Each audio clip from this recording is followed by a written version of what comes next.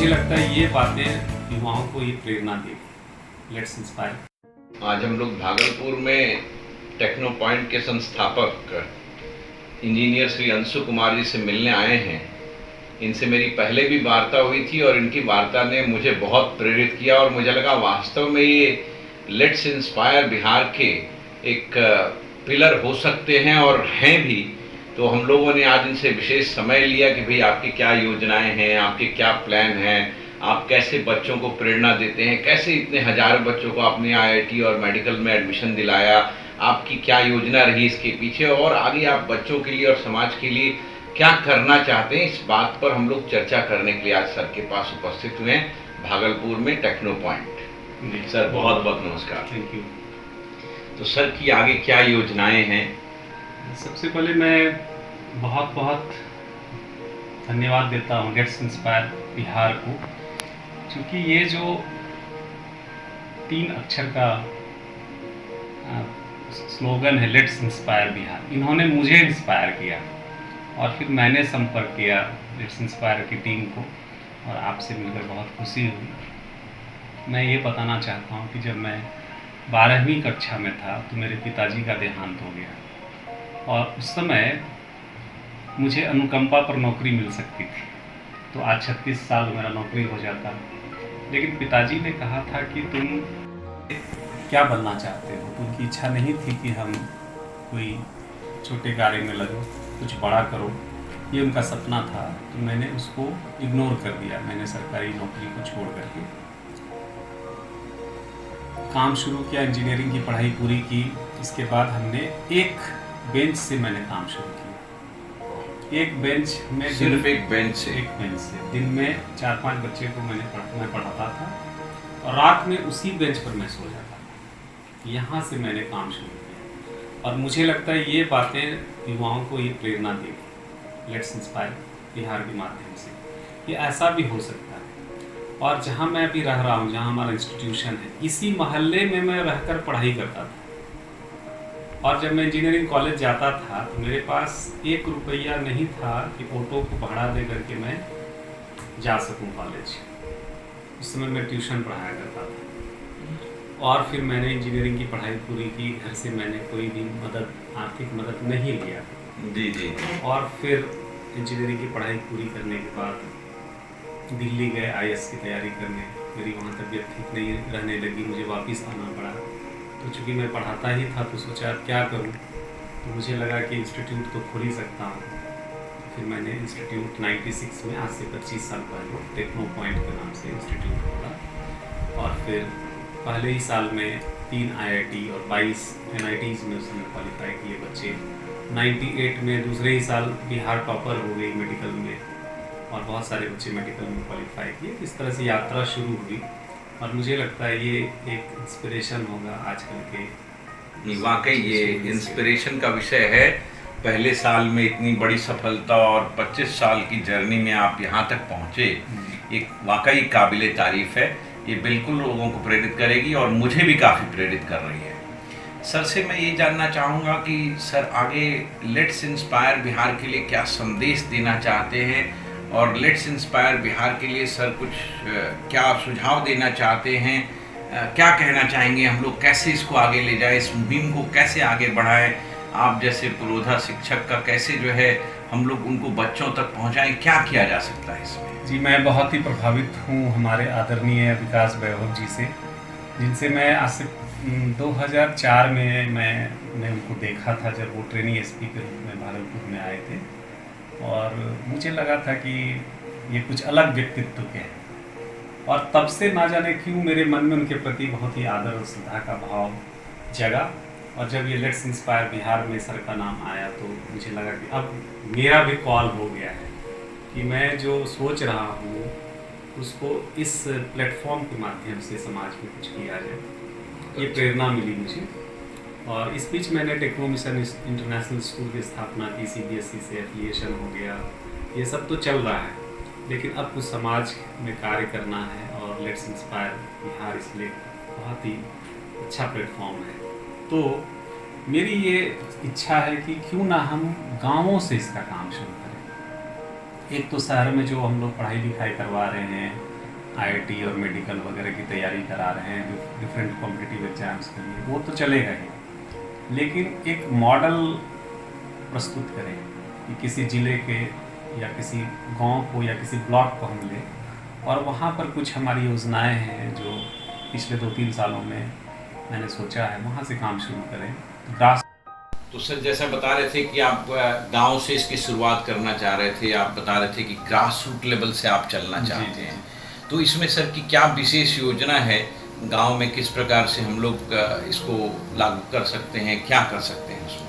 मुझे लगता है कि कोई एक गांव या एक ब्लॉक में कोई एक जगह ऐसा हो जहां से हम लोग उसकी नींव डालें, और वहां पर सबसे पहले हम ये कर सकते हैं कि 1,500 स्क्वायर फुट में एक हम कंप्यूटर सेंटर को 300 स्क्वायर फुट का और एक लेक्चर हॉल जिसमें ऑनलाइन क्लासेस हो सके, एक वेटिंग लॉन्च और एक ऑफिस और एक लाइब्रेरी, इतना से बैठने का जगह हो, काम करना वहाँ शुरू कर दें। और एक ब्लॉक से 10-15 आईआईटी, 20-25 मेडिकल, कुछ बैंकिंग सेक्टर में लोग जाने लगे, ताकि लगने लगे कि काम शुरू हो गया है। जैसे मैं उदाहरण देना चाहूँगा, गया में एक पटवा टोली है, उस एक गांव से 200 आईआईटी पिछले 6 सालों में क्वालिफाई कर गया है, तो वो एक उदाहरण हमारे लिए हो सकता है। इस तरह से हम लोग शिक्षा के क्षेत्र में कार्य कर सकते हैं। बाद में हम गांव में एक स्कूल, मॉडल स्कूल कर सकते हैं, बीएड कॉलेज खोल सकते हैं, और जो अनएम्प्लॉयड यूथ्स हैं उनके लिए खास करके कि सारे देश में कहाँ कहाँ वैकेंसीज़ हैं और उन युवाओं को उस वैकेंसीज़ के लिए प्रेरित करना, उसके लिए हमारा HR डिपार्टमेंट हो, वो HR डिपार्टमेंट खोजे कि कहाँ कहाँ वैकेंसीज है, उनमें हमारे कौन कौन से अप्रोप्रिएट यूथ्स हैं जिनको हम उसमें भेज सकते हैं, उसको ट्रेनिंग दिलाना, फॉर्म फिलअप करना और अंजाम तक पहुंचाना। इस तरह से बच्चों और युवाओं के लिए हम कार्य कर सकते हैं। बहुत अच्छा, बहुत अच्छा। सर क्या ये बताएंगे कि आप कोई योजना आपके मन में ऐसी हो जिसमें आप 9वीं से 12वीं तक के बच्चे, जो एक संक्रमण काल होता है जहाँ बच्चों की पढ़ाई की नींव होती है, खास करके 9वीं से 12वीं तक की, उनके लिए कोई विशेष योजना आपके मन में हो? मेरे को ये लगता है कि जैसे गांव में जो ऐसे तो प्राइमरी एजुकेशन होते ही हैं, लेकिन 8 क्लास के बाद अच्छे शिक्षक नहीं मिल पाते हैं और अच्छा जगह नहीं मिलता है पढ़ने का, तो 9 से लेकर के 12th के लिए एक ऐसा हॉस्टल बनाया है, 9-10 का एक ब्लॉक और 11-12 का एक ब्लॉक, जहाँ पर बच्चे रहेंगे फ्री ऑफ कॉस्ट, बहुत उसमें खर्च ना हो, या एक नॉमिनल अगर कोई कंट्रीब्यूट करना चाहें करें, और वहाँ शिक्षक हम दें या फिर ऑनलाइन से हम व्यवस्था करें कि जो हमारा ग्रास रूट लेवल है वहाँ के बच्चे जो 12th बोर्ड होता है, जो 10th बोर्ड होता है, उसमें अच्छा एक्सेल करें, फिर उनको हम उनके दिशा मोड़ेंगे कॉम्पिटिटिव एग्जाम्स की ओर या डिफरेंट प्रोफेशनल एग्जाम्स की ओर उनको ले जाएंगे, तो लोगों को एक अच्छी दिशा मिलेगी, अच्छा यूथ तैयार हो जाएगा। सर की योजना तो काफ़ी प्रभावी है और प्रेरित करने वाली है, बट सर से निवेदन करूंगा, क्या आप इसके क्रियान्वयन के बारे में कुछ आपने सोचा है, कैसे इसको क्रियान्वित करेंगे? क्योंकि इसमें फिनांस का भी एक एंगल होगा, एक इंफ्रास्ट्रक्चर का भी एक एंगल होगा, एक वहाँ पर जाकर के लोगों का पढ़ाना वो भी एक समस्या हो सकती है, तो क्या इन बिंदुओं पर आपने विचार किया है? अच्छा ठीक है, इसके पहले मैं ये बताना चाहता हूँ कि जो युवा हैं उनके लिए हम कुछ उद्यम भी लगा सकते हैं, MSME कर सकते हैं। गवर्नमेंट का स्कीम्स है जिसमें एक युवा को 10 लाख रुपये का लोन इंटरेस्ट फ्री मिलता है, तो उनके लिए जागरूक करना और कुछ प्रोजेक्ट्स को गाँव में लगाना, ताकि जो युवा ग्रेजुएशन हो गया, मास्टर डिग्री हो गया, जॉब नहीं मिल रहा है या जॉब के लिए चिंतित हैं, we have to become job creator. अब जॉब हम क्रिएट करेंगे तो ये हम लोग एक अलग जगह सकते हैं। अब है कि ये क्रियान्वयन कैसे होगा, तो पहले तो दृढ़ निश्चय अगर हो जाए, संकल्प ले लेंगे इसको करना है, बिल्कुल। तो संकल्प के सूत्र हैं, 7-8 सूत्र हैं कि संकल्प हमने ले लिया, घोषणा हमने कर दिया कि अब हमें ये करना है, इसके बाद हमारा हार्ड वर्क होगा, प्लानिंग होगा, फंड जैसे आपने कहा फाइनेंशियल कैसे होगा, वो सब हो जाएगा, और विजुअलाइजेशन होगा। विजुअलाइजेशन में बहुत बड़ी शक्ति है, हम विजुअलाइज करेंगे और फिर लोगों से सहयोग लेंगे और एक मास्टर प्लान बनाएंगे कि कहाँ से फंड आ सकता है, कितनी फंड की ज़रूरत है, और ये कार्य धीरे धीरे होगा, कोई एक दिन में तो हम कर नहीं रहे हैं, ये एक एक प्रोजेक्ट को धीरे धीरे करते जाएंगे।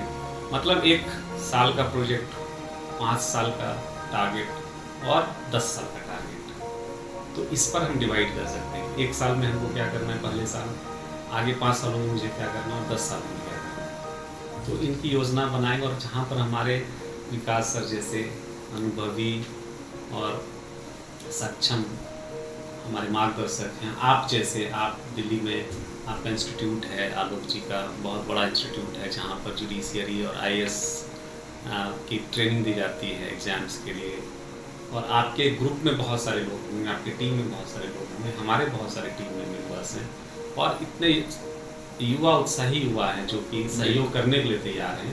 तो मुझे नहीं लगता है कि कोई काम नहीं हो सकता। तो सर की बातों को सुनकर तो यही लग रहा है कि सर बिल्कुल दृढ़ संकल्पित हैं और सर प्रेरित हैं, और हम लोगों को भी प्रेरणा दे रहे हैं कि हम लोग भी इसी प्रकार से दृढ़ संकल्पित हों और हम लोग भी इस मुहिम को आगे ले जाएं।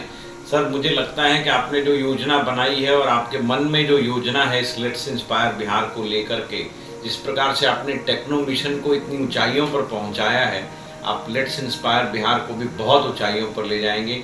हमारी तरफ से, हमारे लेट्स इंस्पायर के पूरे बिहार की टीम की ओर से आपको बहुत बहुत धन्यवाद, और हम लोग इच्छा करेंगे, कामना करेंगे कि ये काम जल्द से जल्द आपके द्वारा शुरू हो। जी जी, बहुत बहुत धन्यवाद सभी को। और मैं अब लेट्स इंस्पायर का मैं मेंबर हूँ, बिल्कुल। अब ये मेरी जवाबदेही है, अब मेरा ये रिस्पॉन्सिबिलिटी बनता है कि हम इस कार्य को करें, इसलिए धन्यवाद तो देने की ज़रूरत नहीं है। हाँ, हम लोग सभी मिल करके इसको और सर के मार्गदर्शन में और भी प्रभावी रूप से कार्य करने के लिए अभी से योजना बनाएं, और जितना जल्दी हो, चूँकि कोरोना के टाइम है थोड़ा सा बाधाएं हैं, लेकिन बहुत जल्दी हम लोग एक ठोस योजना बना करके एक अच्छा सा मीटिंग करके हम इस पर कार्य करना शुरू कर दें। तो मुझे लगता है कि 1 साल के अंदर हम बहुत अचीव कर लेंगे, और इस मॉडल को बिहार के प्रत्येक ब्लॉक में, और 500 ब्लॉक्स हैं करीब करीब, उन सारे वो भी मैंने कर लिया सर्वे, 500 ब्लॉक्स में हम जा करके प्लानिंग बहुत अच्छी है, बहुत अच्छी है, बहुत अच्छी है। बहुत बहुत धन्यवाद, बहुत बहुत प्रेरणादायक रहा। फिर से आपको लेट्स इंस्पायर बिहार की ओर से बहुत बहुत धन्यवाद सर कि आपने हमें इतना प्रेरित किया, हमें आपने इतने सुझाव दिए।